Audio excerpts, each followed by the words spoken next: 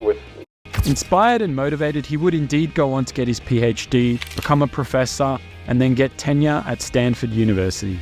This is Neurosciences Connections, and I'm Bill Mobley, here today with real pleasure in interviewing a brand new member of our faculty, Andy Huberman. Huberman's life was good. Now 43, he had spent the past 2 decades rising in the academic world. He could have easily continued along this path for the rest of his career. But one day, a good friend challenged him to do more. So the reason I got involved in educating on social media was actually because of a Pat Dossett, and we were talking one morning and he said, so what are you going to do to serve the world in 2019? Like, well, I run my lab. It's like, no, what are you going to do that's new? If I had my way, I would just, teach people, everyone about the brain, because I think it's amazing. He goes, well, do it. And I go, all right. He goes, shake on it. So I did it, and so I started putting out these posts. Huberman would take to Instagram in an effort to further educate the world about neuroscience.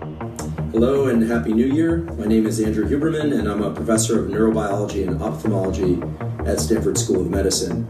These first posts were sterile and awkward, but as 2019 progressed, Huberman found his voice, infusing his posts with personality and insight, and he was drawing attention from beyond the academic sphere for the first time. Then, as the world grappled with the unprecedented challenge of a global pandemic in 2020, Huberman saw a void in practical, science-backed advice for the public. Concerned by the lack of common sense health information, he stepped up. So 2020, I was just really concerned for the world. Frankly, I was like, listen, I know the guy who's the director of the National Institutes of Mental Health.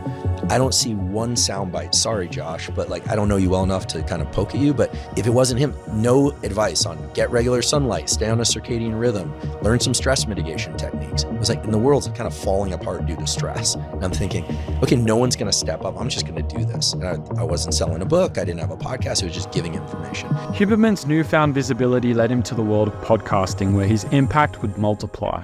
And 2020 started with one podcast.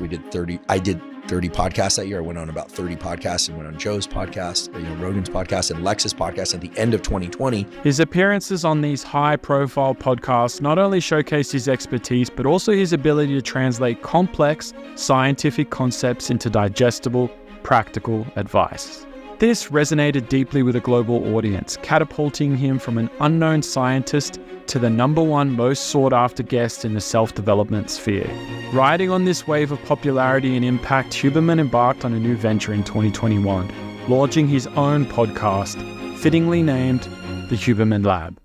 Welcome to the Huberman Lab podcast, where we discuss science and science-based tools for everyday life. Huberman Lab became a top 10 podcast within the year that it launched, and since then it's grown to millions of listeners eagerly tuning in each week.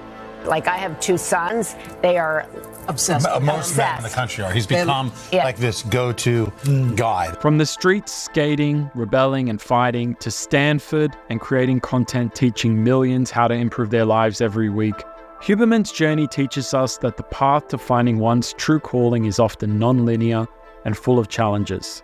His story is more than just one of discipline and turnaround. It's about rediscovery of passions that were buried deep. It's a testament to the human spirit's resilience, the ability to find direction in the midst of chaos, and to kindle hope when all you see is despair. A reminder that our past doesn't define us. Rather, it's our relentless pursuit of growth and understanding that shapes our destiny. It's like, right now, I truly say, if you gave me $100 billion to stop podcasting, I wouldn't do it. Because to me, what I know for sure based on my experience is that at some point the lights are going to go out for me, dead. Just gone. You know this as a physician. People don't like to think this way. It's going to be lights out and sort of what are you going to have and what have you have done? And so I really feel like as much as I can touch into the beauty and utility of biology and share that, then I'm good. The rest is just noise.